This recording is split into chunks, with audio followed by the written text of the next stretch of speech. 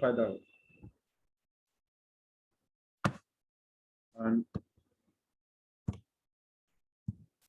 Record कर देता हूँ।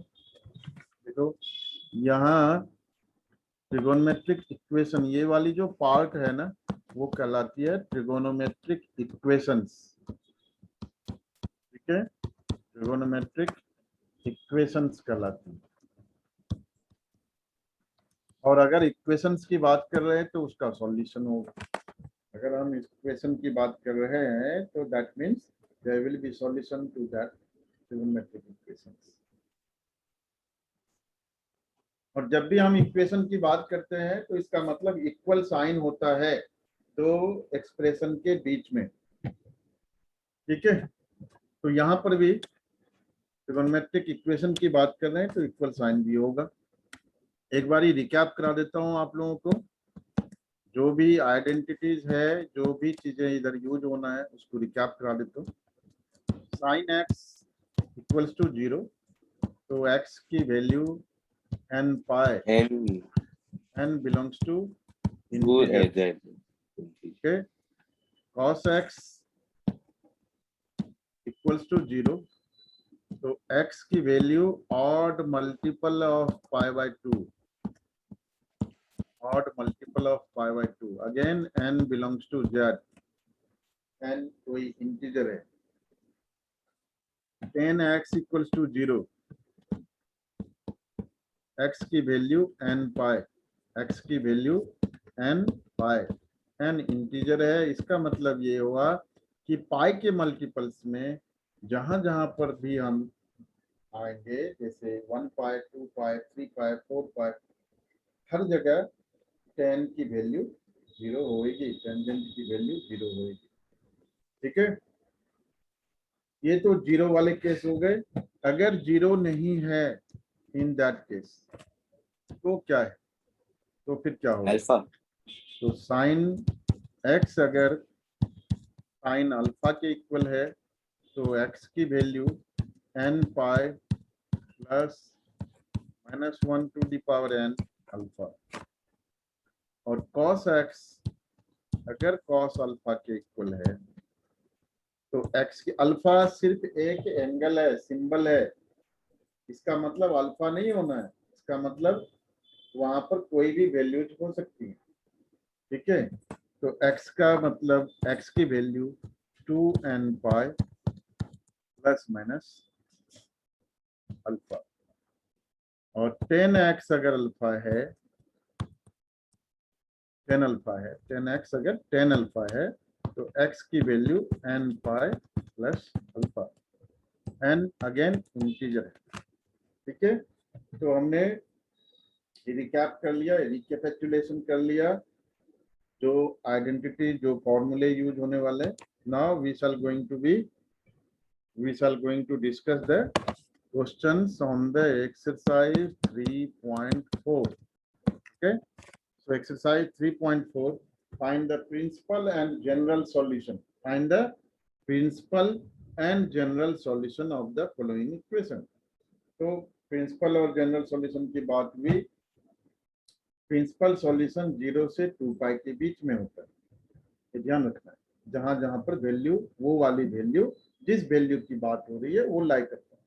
और जनरल सॉल्यूशन जो है वो मल्टीपल रिवॉल्यूशन के लिए होता है, वहां पर n होगा इंटीजर के फॉर्म में। ओके, तो क्वेश्चन नंबर 1 से शुरुआत करते हैं। 10x √3 है, 10x √3। तो सबसे पहले समझना है कि √3 कौन सी वैल्यू के लिए होता है, 10 की कौन सी वैल्यू के लिए। तो ऑब्वियसली पाई अपॉन 3 के लिए √3 होता है, पाई बाय 3 60 डिग्री होता है, 10 60 की वैल्यू √3 होता है। और कहाँ कहाँ हो सकता है, तो एक तो पाई बाय 3 हो गया। ठीक है, तो ऐसे नहीं लिखना है 10 पाई बाय 3, 10 पाई बाय 3। और थर्ड क्वाड्रेंट में भी इसकी वैल्यू हो सकती है, थर्ड क्वाड्रेंट में pi plus pi by 3 which comes to 4 pi by. तो प्रिंसिपल सॉल्यूशन एक्स की वैल्यू क्या हो गया, pi upon 3 and 4 pi upon, ये दो value, and this is principal solution PS. अब जनरल सॉल्यूशन की जब बात करेंगे तो ध्यान रखना है, जनरल सॉल्यूशन में x equals to n pi plus alpha.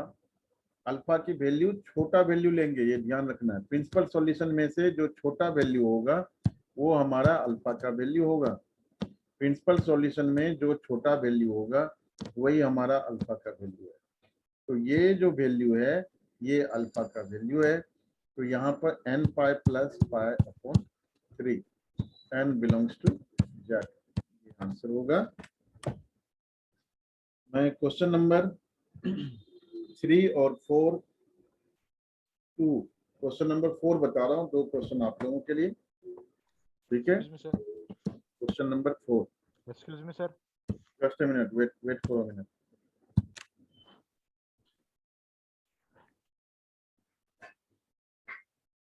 Fourth question कर रहे हैं, cosec x is equals to -2। Minus. तो देखो बेटा, कोसेक एक्स जो होता है 1 अपॉन साइन एक्स होता है।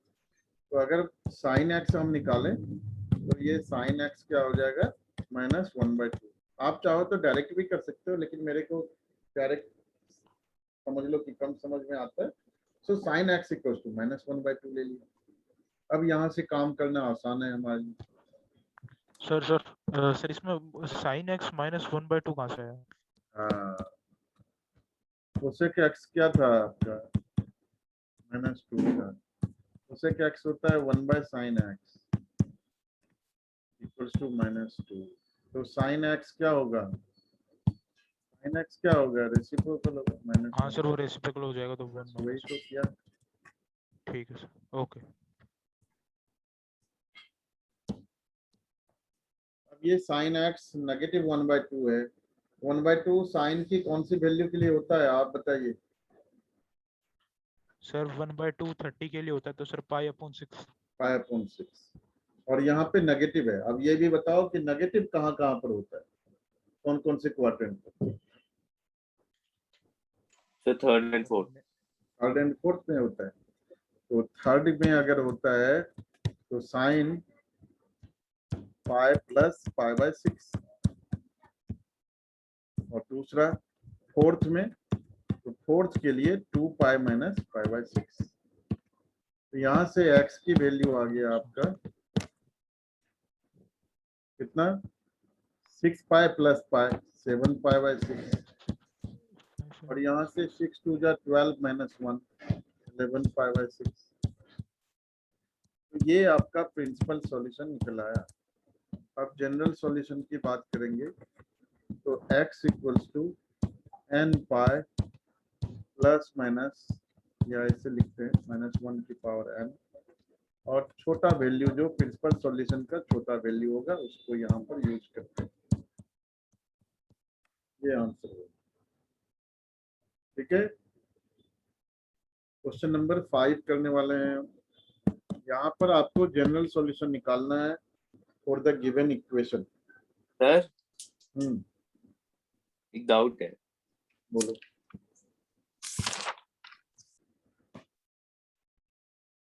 ठीक है ना, क्वेश्चन नंबर 5 की तरफ बढ़ते हैं। cos 4x equals to cos 2x। Sir इसमें हमें दोनों आंसर लिखने होंगे, सर एक लिख दें तो हो जाएगा? बेटा ये वाली लिखना, ठीक है। इस वाले नहीं, 4 तक तो दोनों लिखने थे, अब यहाँ पर एक लिखना। 4 तक तो दोनों लिखने थे ना, प्रिंसिपल सॉल्यूशन और जनरल सॉल्यूशन दोनों मांगा। अब यहाँ पर आपको एक सर ये लिखना जो नीचे, एक्सक्यूज मी सर, जो नीचे वाला है वो प्रिंसिपल सॉल्यूशन है? नहीं, ऊपर वाला प्रिंसिपल सॉल्यूशन है ना। प्रिंसिपल और सॉल्यूशन नीचे 0 वाला से 2 जनरल? पाई के बीच में होता है, और जनरल सॉल्यूशन जनरल वैल्यू होता है सारे इंटीजर्स के लिए, n बिलोंग्स टू z के लिए, ठीक है। अब इसको ओके एक तरफ लेते हो, cos 4x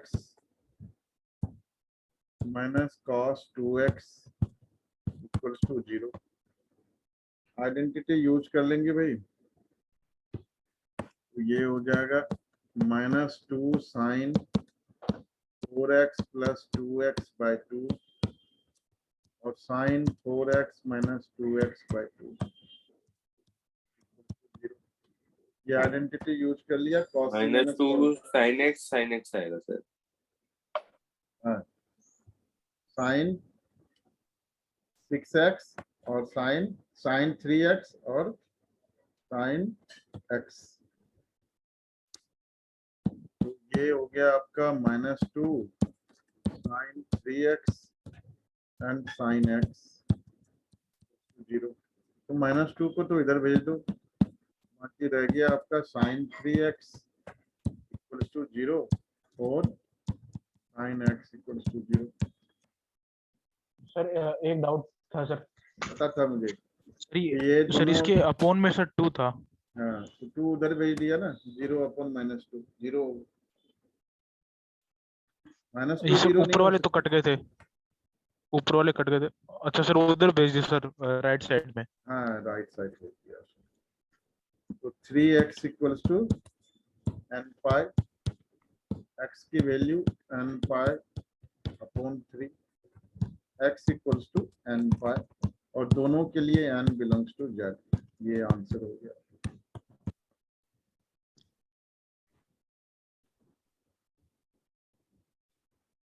सर इसमें x equals to n upon n into pi क्यों लगा सर?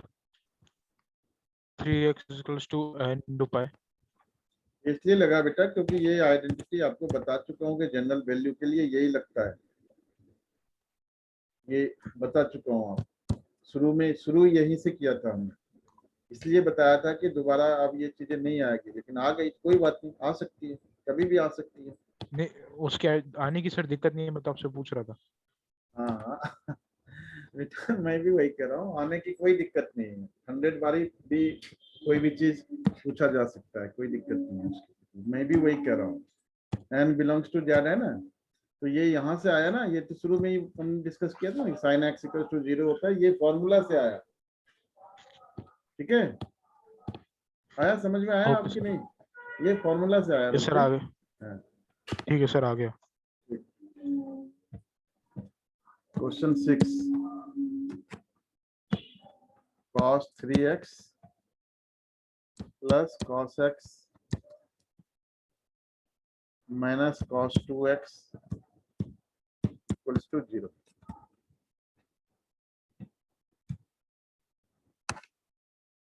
ठीक है, cos c plus cos d identity लगा दो। 2 cos 3x plus x upon 2 cos 3x minus x upon 2 और माइनस cos 2x को अभी रहने दो ऐसे। तो यहाँ से आपका आ गया 2 cos 4x/2, तो ये cos 2x और इधर से आ गया cos x इक्वल्स टू 0। यहाँ से आपका आ गया cos 2x sir minus cos 2x। हाँ minus cos 2x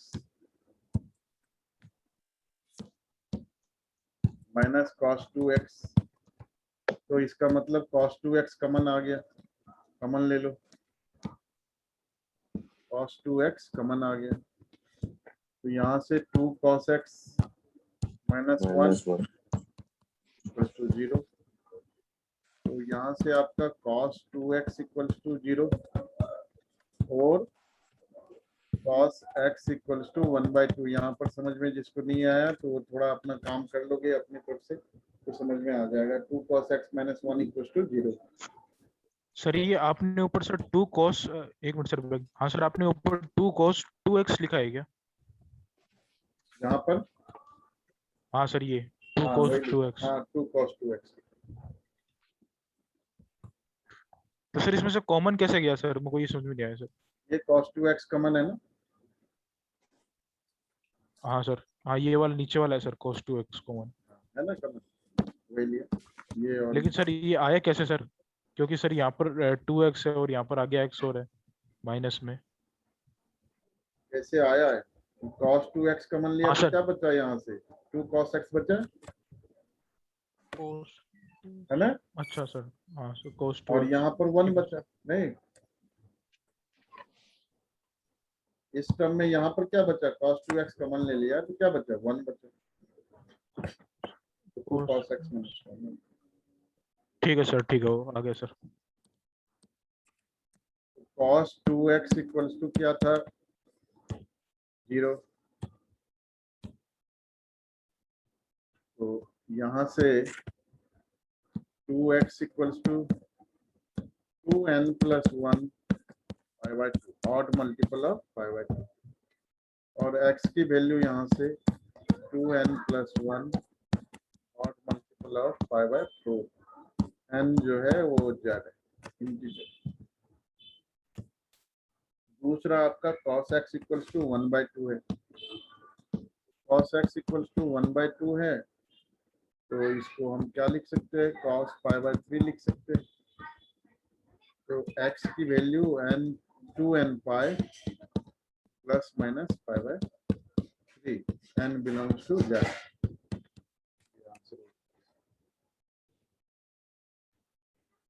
question number 8 कराने वाला हूं मैं। sec square 2x equals to 1 minus 10 2x, 1 plus 10 square 2x, sec square 2x था इक्वल्स टू 1 माइनस 10 2x, 1 को तो कैंसिल कर दो, 10 2x को इधर भेज दो,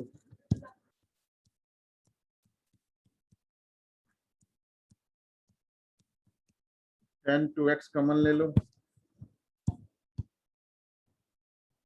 ये आपका 1 plus 10 2x plus 1 equals to 0, ठीक है, tan 2x plus 1 equals to 0। यहाँ से आपका tan 2x इक्वल्स टू 0 और tan 2x plus 1 equals to 0, तो tan 2x इक्वल्स टू 0 अगर है तो यहाँ से 2x equals to 2n pi sorry n pi, तो x की वैल्यू हो गया n पाई/2, n z है, ठीक है। अब दूसरा आपका tan 2x equals to tan 2x plus 1 equals to 0,